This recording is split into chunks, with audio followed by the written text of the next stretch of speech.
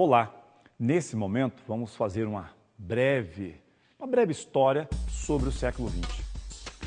O historiador Érico Hobsbawm diz assim: o breve século XX, professor? O século XX tem 100 anos, o século tem 100 anos, por que breve?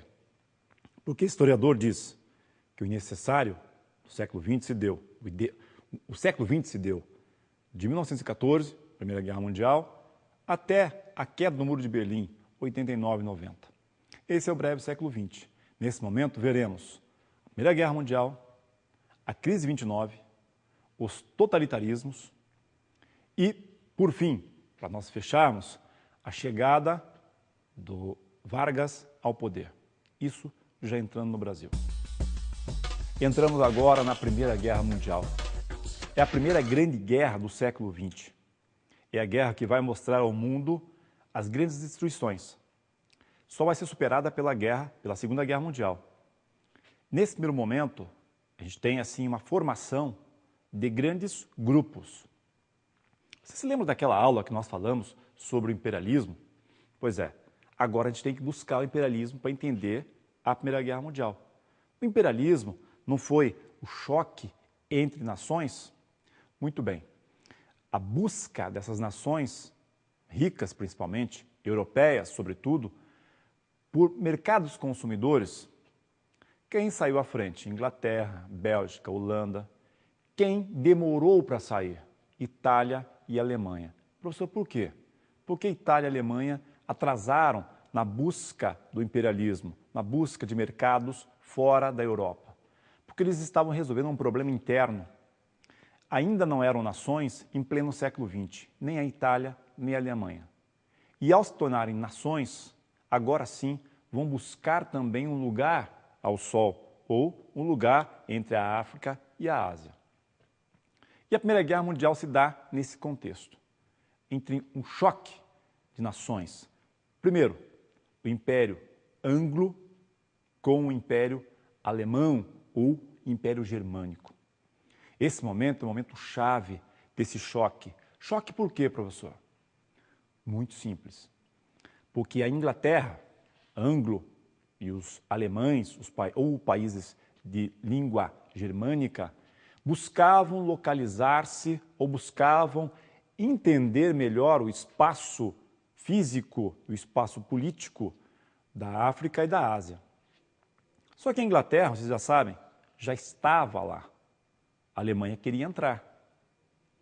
Nesse sentido, começa uma luta travada entre esses países, ainda não direta, confronto direto, uma guerra com poderio bélico, ainda não. Mas primeiro uma disputa de territórios, uma disputa, vamos dizer, política. Nesse momento, também outros países estão fazendo a mesma coisa. Por exemplo, Rússia e Áustria. Aliás, vale a pena dizer, o Império Austro-Húngaro era o mais poderoso da época. Professor, e os Estados Unidos? Esqueça, só vai se tornar uma potência a partir dessa guerra. Nesse momento era o Império Austro-Húngaro.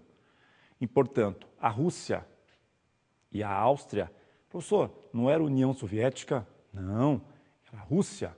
A União Soviética vai se tornar daqui a pouco. A Rússia, o Império Russo e a Áustria começam também a lutar pela região dos Balcãs. Nesse momento surgem os nacionalismos. Professor, o que são os nacionalismos? Os nacionalismos é uma ideia de que cada nação, cada língua, cada grupo linguístico deve comandar uma região. Por exemplo, pan-germanismo, ou a ideia de que todos os germanos devem se localizar numa região e falar a mesma língua e dominar. O pan-eslavismo, a língua eslava dominando. Por exemplo, a Rússia entra na guerra tentando socorrer um país de língua eslava. Não podemos esquecer que, diante desse contexto, desses pan, como nós comentamos, há confrontos. E esses confrontos vão levar também à Primeira Guerra Mundial. Só que para formar uma guerra é necessário você fazer alianças. Então começam a surgir grandes alianças. Claro que cada grupo de país vai se ordenar do lado que mais lhe interessa. A Tríplice Entente, como é chamada, vem os países da Inglaterra, da França e da Rússia. Daqui a pouco a Rússia sai dessa guerra para fazer a Revolução Russa. É outra história, já entramos. Entra os Estados Unidos, mais tarde, 1917. Por outro lado, a outra aliança era a Tríplice Aliança. Então, a primeira, Tríplice Entente, e a segunda, Tríplice Aliança. A Tríplice Aliança, para você não esquecer, quando você tropeça, cai, você não fala aquela palavra ai, é só lembrar o A, I. O primeiro A, Império Austro-Húngaro. O segundo, Alemanha. E o terceiro, e último, Itália. Esses países formaram a Tríplice Aliança. Aí, dessa aliança, começa então a movimentação da guerra, mas não tem guerra ainda. A guerra vai se dar quando? Quando da morte de Francisco Ferdinando, que vai visitar Sarajevo e na visita a Sarajevo é assassinado. Quando é assassinado, começam então as ligações. Quem assassinou Francisco Ferdinando? Então, dessa história de quem assassinou, não interessa tanto. A questão é o que Francisco Ferdinando fazia em Sarajevo. Tentava buscar incorporar mais um território ao Império Austro-Húngaro, de onde ele comandava, a Bósnia. E aí, a Bósnia foi culpada pela morte do Francisco Ferdinando. Um mês depois da sua morte, inicia a Primeira Guerra Mundial. A Primeira Guerra Mundial, ela é curta, mas ela é desastrosa. O que mais mata na Primeira Guerra Mundial, curiosamente, não é a guerra em si, e sim, principalmente, a gripe, chamada gripe espanhola, que não vem da Espanha. Já existem teóricos dizendo que ela vem dos Estados Unidos, da doença de um porco. O que foi a Primeira Guerra Mundial? Então a gente resume a Primeira Guerra Mundial em algumas etapas. A primeira grande etapa vem de 1914 a 1915, é a Guerra de Movimentos. A segunda fase, depois da Guerra de Movimentos, é a Guerra de Trincheiras. Guerra de Trincheiras, muito conhecida, já é 1916 aproximadamente, em que os homens, tanto de um lado quanto de outro, cavavam suas trincheiras e lá permaneciam durante anos. Ficavam lá. Um levantava a cabecinha, dava um tiro, outro levantava e fazia o mesmo. A guerra não andava como gostariam os grandes generais. É nesse momento que começam a surgir as grandes tecnologias. A primeira grande tecnologia famosa, o submarino, depois o avião. Essas tecnologias vão dar à guerra uma outra ideia. Agora, não mais homens lutam, travam entre si a guerra. Agora vem a tecnologia, armas, outros tipos de armas, utilizando máquinas. O avião vai dar à guerra um novo compasso. Em 1917, que nós acabamos de falar, a guerra deu uma acalmada, uma esfriada. A Rússia se retira da guerra. O Império Russo, governado pelo czar Nicolau II, se retira da guerra. Por quê? Porque a Rússia não estava tão preparada para essa guerra e quando vai para essa guerra começa, vamos dizer assim, a apanhar. O problema é que o povo lá na Rússia financia essa guerra e o povo já está revoltado. Desde 1905 já há uma revolta na guerra russo-japonesa. Os russos já estão revoltados porque financiar uma guerra, manter uma guerra não é fácil. A Rússia se retira e faz a sua revolução. Já vamos ver esse tema. A guerra chega ao fim em 1918. Aqui, talvez, o fator mais importante da guerra. A guerra em si, vocês já sabem, tragédias, mortes, crianças desesperadas, sem pai, sem mãe, sem família. Mas o Tratado de Versalhes, em 1918, vai dar uma nova configuração para o mundo. Primeiro, vai redividir o mundo novamente. Tudo aquilo que pertencia ao Império Austro-Húngaro deixa de ser Austro-Húngaro. Agora é Áustria e Hungria. Dividiu, cortou ao meio, não tem mais imperador. Perceberam?